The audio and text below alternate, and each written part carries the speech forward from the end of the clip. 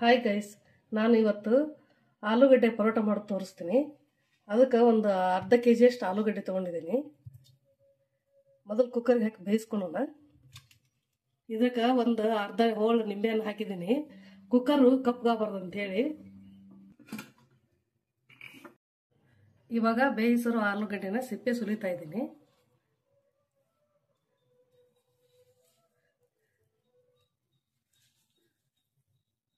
ಆಲೂಗಡ್ಡೆ ಮೆತ್ತಗೆ ಬೇಯಿಸ್ಕೋಬೇಕು.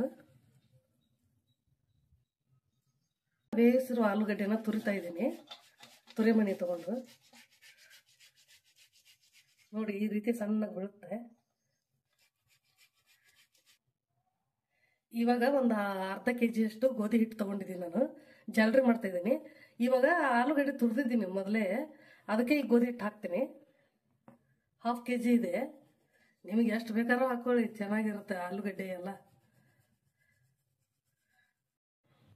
ಇವಾಗ ಒಂದು ಕಪ್ ಅಷ್ಟು, 1.5 ಕಪ್ ಇದೆ, 1 ಕಪ್ ಇಲ್ಲ, ಅದನ್ನ ಮೈದಾ ಹಾಕೋತಾ ಇದ್ದೀನಿ. ಕಡಲೆ ಹಿಟ್ಟು ತೊಗೊಂಡಿದ್ದೀನಿ. ಫಸ್ಟ್ ಇದನ್ನೆಲ್ಲ ಚೆನ್ನಾಗಿ ಮಿಕ್ಸ್ ಮಾಡ್ಕೋಬೇಕು. ಆಲೂಗಡ್ಡೆ ನೀರು ಇರುತ್ತಲ್ಲ ಅದಕ್ಕೆ. ಇವಾಗ ರುಚಿಗೆ ತಕ್ಕಷ್ಟು ಉಪ್ಪು, ನಾವು 1.5 ಸ್ಪೂನ್ ಹಾಕಿದ್ದೀನಿ. ಹಿಟ್ಟು ಜಾಸ್ತಿ ಇದೆಯಲ್ಲ ಅದಕ್ಕೆ. 1.5 ಸ್ಪೂನ್ ಅಷ್ಟು ಜೀರಿಗೆ, ಕರಿಬೇವಿನ ಸೊಪ್ಪು ಸ್ವಲ್ಪ ಕಟ್ ಮಾಡಿ ಹಾಕೊಂಡಿದ್ದೀನಿ ನಾನು. ಕರಿಬೇವು ಸೊಪ್ಪು, ಕೊತ್ತಂಬರಿ ಸೊಪ್ಪು ಸ್ವಲ್ಪ, ನಿಮಗೆ ಜಾಸ್ತಿ ಬೇಕಾದ್ರೆ ಹಾಕೊಳ್ಳಿ. ಚಿಕ್ಕ ಚಿಕ್ಕದಾಗಿ ಕಟ್ ಮಾಡ್ಕೋಬೇಕು ಕೊತ್ತಂಬರಿ ಕರಿಬೇವನ್ನ.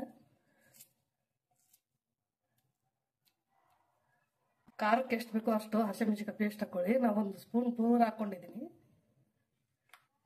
ಸ್ವಲ್ಪ ಅರಿಶಿನ ಪೌಡರ್ ಹಾಕೋತಾ ಇದ್ದೀನಿ, ಜಾಸ್ತಿ ಹಾಕಿಲ್ಲ ನಾನು. ಒಂದು ಅರ್ಧ ಟೀ ಸ್ಪೂನ್ ಅಷ್ಟು ಹಾಕಿದ್ದೀನಿ. ಇದು ಕೆರಳು ಹಾಕೋಬಹುದು, ಎಲ್ಲ ಹಾಕೋಬಹುದು ಮಸಾಲೆ. ನಾ ಬೇಸಿಕ್ ತೋರಿಸ್ತಾ ಇದ್ದೀನಿ ಇವಾಗ.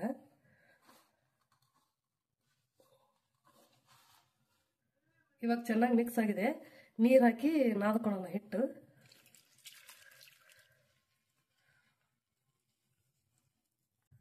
ಒಂದು 2 ಟೇಬಲ್ ಸ್ಪೂನ್ ಅಷ್ಟು ಆಯಿಲ್ ಹಾಕ್ತಾ ಇದ್ದೀನಿ.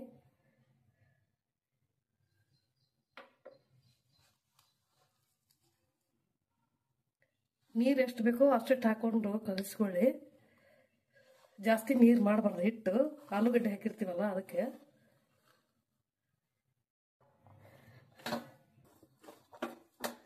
ಇವಾಗ ಹಿಟ್ಟು ಕಲಸಿದ್ದಾಗಿದೆ. ಒಂದು 10 ನಿಮಿಷ ನೆನೆದಿದೆ ಹಿಟ್ಟು. ಇವಾಗ ಚಪಾತಿ ಹಿಟ್ಟು ನೆನೆದಿದೆ. ಇವಾಗ ಚಪಾತಿ ಮಾಡಿ ತೋರಿಸ್ತೀನಿ ನಾನು. ಮೊದಲು ಹಿಟ್ಟಲ್ಲಿ ಅದ್ದಿಬಿಟ್ಟು ಈ ರೀತಿ ಲಟ್ಟಿಸ್ಕೊಳ್ಳಿ. ನೀವು ಎಣ್ಣೆ ಹಾಕಿ ಬೇಯಿಸ್ಕೊರಿ, ಇಲ್ಲಾಂದ್ರೆ ಹಾಗೆ ಮಾಡ್ಕೊಂಡ್ರು ಪರವಾಗಿಲ್ಲ, ಬರುತ್ತೆ. ನಾನು ಮೊದಲು ಒಂದು ಆಯಿಲ್ ಹಾಕಿ ತೋರಿಸ್ತಾ ಇದ್ದೀನಿ, ಎಣ್ಣೆ ಹಾಕಿ.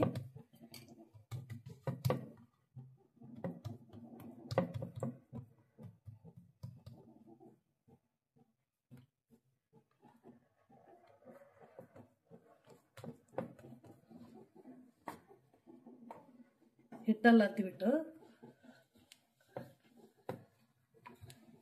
ನಾನು ಇದು ಮಾಡ್ತಾ ಇರೋದು ಕೋಣದ ಆಕಾರ ಮಾಡ್ತಾ ಇದ್ದೀನಿ. ರೌಂಡನ್ನು ತೋರಿಸ್ತೀನಿ, ಎರಡು ತೋರಿಸ್ತೀನಿ ನಿಮ್ಗೆ.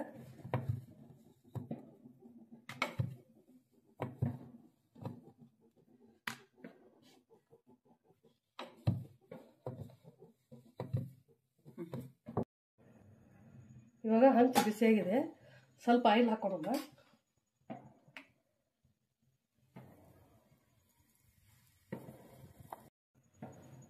ಆಯಿಲ್ ಬೇಡ ಅಂದವರು ಈ ರೀತಿ ಮಾಡ್ಕೊಳ್ಳಿ, ಬರೀ ಹಿಟ್ಟು ಹಚ್ಚಿ ಲಟ್ಟಿಸ್ಕೊಳ್ಳಿ.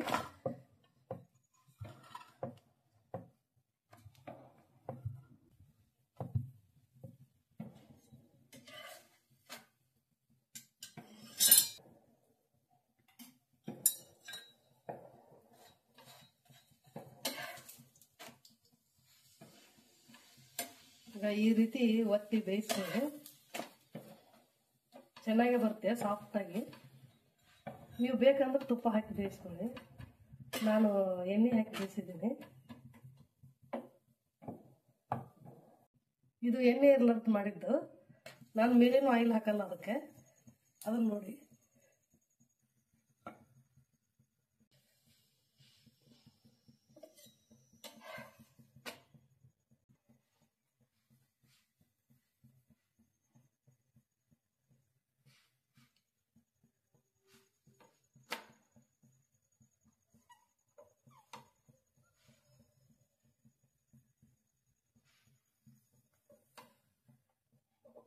ಇವಾಗ ಇದಾಗಿದೆ. ಇದು ಎಣ್ಣೆ ಇರ್ಲಾರ್ದು ಇಷ್ಟು ಸಾಫ್ಟ್ ಆಗಿ ಬಂದಿದೆ. ಎಣ್ಣೆ ಹಾಕೊಳ್ಳಿಕ್ಕೂ ನಡೀತೈತಿ. ಈಗ ಆಲೂಗಡ್ಡೆ ಚಪಾತಿ ರೆಡಿ ಆಗಿದೆ.